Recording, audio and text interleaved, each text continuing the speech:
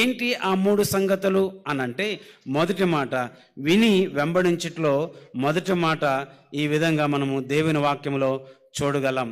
మొదటిది విడిచిపెట్టి వెంబడించాలి, ఇది మొదటి మాట. రెండోది వింటూ వెంబడించాలి. మూడోది వెనుక తీయక వెంబడించాలి. విని వెంబడించట్లో మూడు విషయాలు మనం ఇక్కడ నేర్చుకోబోతాం. విడిచిపెట్టి వెంబడించాలి, వింటూ వెంబడించాలి, వెనక తీయక వెంబడించాలి.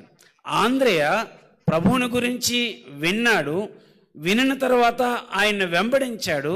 వెంబడిస్తూ తన జీవితంలో దేవుని కొరకు ఎలాగా ఇతరులకు తను ఎరిగిన సత్యం, తను నేర్చుకున్న మాటలు, తను నేర్చుకున్న దేవుని గురించి ఇతరులకు ఎలా పరిచయం చేస్తూ వచ్చాడు. పరిచయం చేయడమే కాదు, ప్రకటించడమే కాదు, తాను ప్రభు కొరకు ఎలాగా పౌరుషంగా దేవుని కొరకు ఎన్ని పరిస్థితులు వచ్చినా సరే జీవిస్తూ వచ్చాడో, బ్రతుకుతూ వచ్చాడో.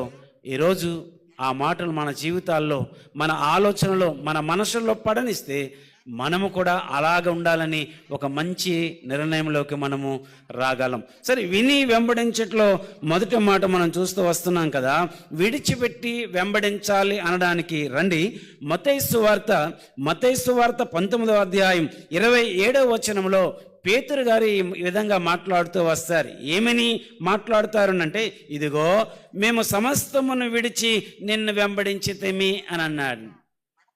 తర్వాత అవసరం లేదు కానీ ఆ మాట మనము అక్కడ చూస్తే మత్తయి సువార్త 19వ అధ్యాయం 27వ వచనంలో ఆ మాట మనం చూస్తాం. పేతురు అంటున్న మాట, ఇదిగో మేము సమస్తమును విడిచి నిన్ను వెంబడించితిమి. దేవుణ్ణి వెంబడించేవారు ఏమి విడిచి వెంబడించాలి, ఆయన వెంబడిస్తే ఏమి విడిచిపెట్టాలి అన్న మాటలు మన దగ్గరికి రానిస్తే, చాలాసార్లు దేవుని వాక్యం మనం వింటూ ఉంటాం, చాలాసార్లు దేవుని వాక్యం చదువుతూ ఉంటాం, కానీ కొన్ని విడిచిపెట్టలేకపోతున్నాం. కొన్ని విడవక మానలేకే మన జీవితంలో దేవునిలో ఎక్కువగా మనము ఎదగలేక, దేవునిని మరింకెక్కువగా మనం వెంబడించలేక, మన జీవితంలో పొందవలసిన ఆశీర్వాదాలే కానీ, మన జీవితంలో దేవుడు చేయవలసిన కార్యాలే కానీ మన జీవితంలో అవి